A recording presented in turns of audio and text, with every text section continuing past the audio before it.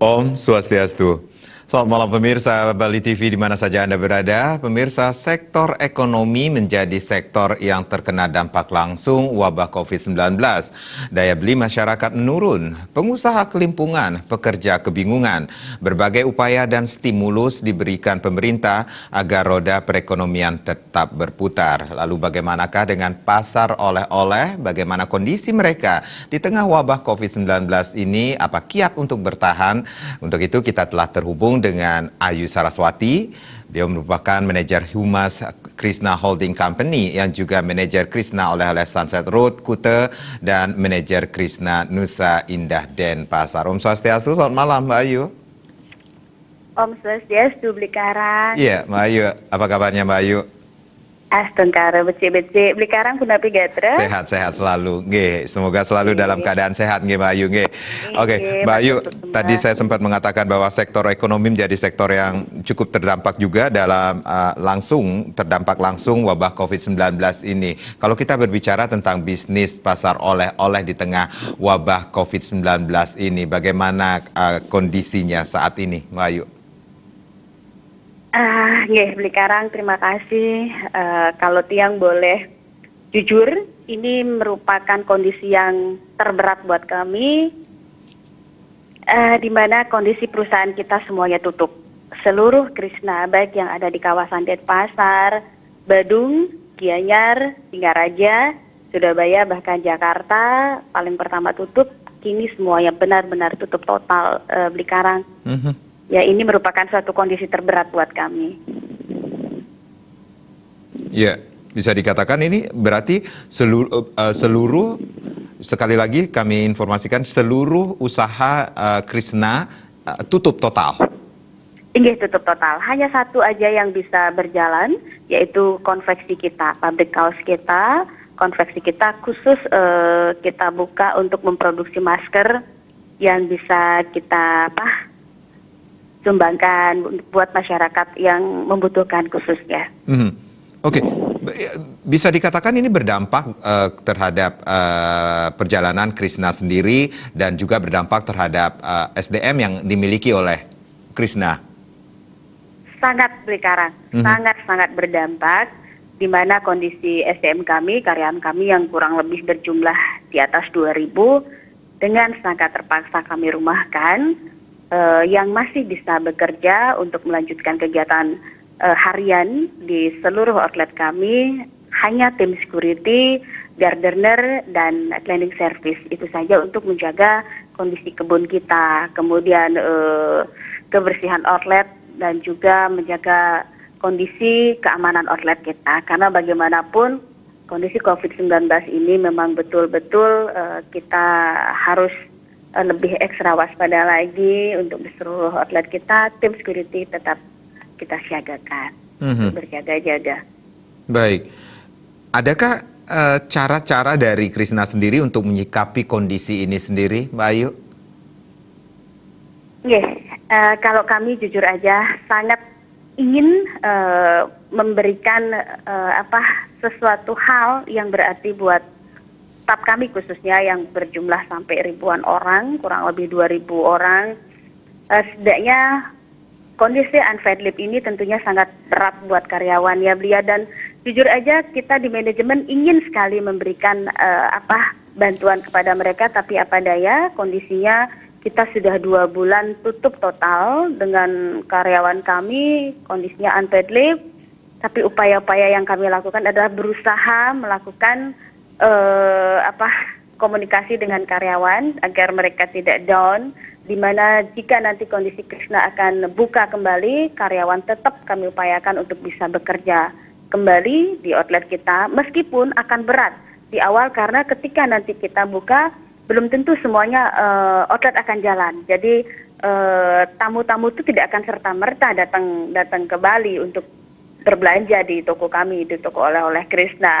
Pasti membutuhkan proses yang cukup panjang, akan tetapi itu komitmen kami, owner, Aji, beserta keluarga, dan kami sebagai manajemen, komitmennya adalah tetap mempekerjakan kembali karyawan kami yang kita rumahkan dengan kondisi unpaid leave, Kemudian kami rasa ini adalah satu tindakan yang harus kita lakukan, yaitu menutup Krishna secara total. Satu, untuk menyelamatkan karyawan kita dari kondisi COVID-19 ini, minimal memutus rantai penyebaran, karena kita tidak pernah tahu wisatawan yang datang, kemudian dari perjalanan mereka apakah, karena mereka cukup jauh juga dari alamat mereka menuju ke tempat kerja, ada terpapar segala macam di jalan, kita tidak pernah tahu kondisi itu. Jadi kita mengupayakan apapun yang menjadi aturan pemerintah kita ikuti, kita kondisikan mereka dicutikan di rumah masing-masing. Oke, kita flashback dulu. Ini sejak kapan ini totally Krishna tutup untuk seluruh outlet Krishna ini sendiri, Mbak Ayu?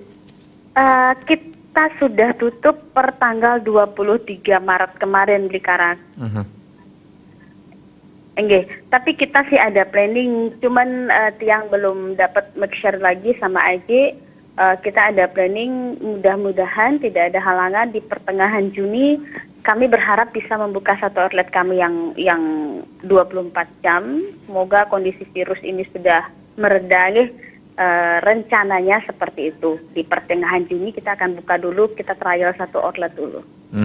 Adakah upaya-upaya dari manajemen untuk kepada para pelanggan yang setia Krishna oleh-oleh ini sendiri untuk melakukan atau keep in touch, bisa dikatakan demikian, Mbak Ayu?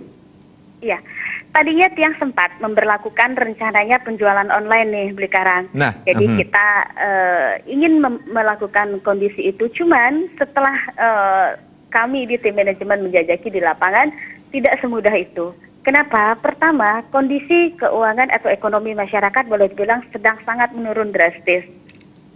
Saya rasa yang menjadi Tiang rasa menjadi prioritas dari seluruh masyarakat, bukan hanya Bali, karena market kami adalah market domestik, yaitu wisatawan yang ada dari luar Bali, Pulau Jawa dan sekitarnya di seluruh Indonesia. Kondisinya sekarang dalam kondisi pandemik. Tentu yang menjadi prioritas adalah pangan ya, Blikarangnya. Pangan, beras, minyak, telur dan lain-lain, itu yang menjadi prioritas. Tidak mungkin kebutuhan pakaian yang kami jual yang menjadi prioritas yang akan dipilih oleh masyarakat. Begitu juga calon-calon tamu kami yang memang mayoritas adalah wisatawan domestik. Oke, sekali lagi ini sektor ekonomi menjadi sektor yang paling terkena dampak langsung wabah COVID-19 ini, Mbak Ayu. Dan seperti yang saya sampaikan di awal, ini berbagai upaya dan stimulus diberikan pemerintah agar roda perekonomian tetap berputar. Nah, bagaimana dengan perhatian pemerintah terhadap keberadaan bisnis pasar oleh-oleh khususnya dan di Krishna misalnya? Iya. Blikarang, kalau untuk pemerintah sendiri, kami mengikuti apa yang menjadi himbauan dari pemerintah, begitu juga upaya-upaya yang dilakukan pemerintah untuk memberi bantuan kepada masyarakat secara umum khususnya, dan kami juga di Krishna karena ada, boleh dibilang merumahkan karyawan dengan kondisi unpaid leave, jadi cuti tanpa digaji. Jadi dari Disnaker kami selalu berkoordinasi dengan Disnaker, yang hal ini dilakukan oleh tim staf HRD kita yang selalu koordinasi.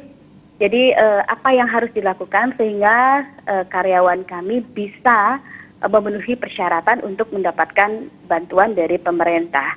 Jadi khususnya yang ber-KTP Denpasar, ber-KTP Badung, benar-benar kami data karena dari Disnaker setempat sudah mengeluarkan himbauan untuk menyiapkan data bagi karyawan yang dirumahkan tanpa gaji. Istilahnya untuk mengisi kartu prakerja di Blikarang. Itu sudah yang lakukan bersama tim HRD. Oke, kita mengetahui bahwa Krishna memiliki begitu banyak outlet dan memasarkan banyak sekali barang-barang oleh-oleh khas Bali yang tentunya dibuat oleh para UKM tentunya. Iya, UKM bisa dikatakan demikian. Nah, bagaimana dengan perawatannya ataupun ada kan yang saya tahu bahwa Krishna sendiri menjual beberapa produk untuk dikonsumsi langsung. Nah, ini ada hal-hal yang dilakukan oleh Krishna sendiri? Iya. Nah, ini untuk camilan khususnya Blikarang, karena boleh dibilang oleh-oleh khas Bali yang menjadi target daripada konsumen kami yang pertama itu adalah camilan, terutama pai susu, kemudian kacang, kemudian kopi Bali. Ini adalah yang menjadi tujuan utama yang dicari oleh konsumen kami. Yeah. Nah, kondisinya untuk camilan ini setelah sampai 2 minggu kita tutup, kondisi camilan sudah mulai dia kalau untuk keripik-keripik Mika kan dia tidak bertahan lama Blikarang. Yeah, Jadi okay. mulai ada ngales. Nah, ketika 2 minggu kita tutup, kenapa dia cepat dia ngales Mika? Karena kondisi toko kita kan tutup. Kemudian AC semuanya mati dari pagi sampai malam. Selama kondisi 2 minggu lebih Mika AC mati. Jadi kondisi di toko kita benar-benar panas. Jadi kondisi camilan menjadi rusak. Akhirnya camilan-camilan rusak ya kami buang, kami hanguskan.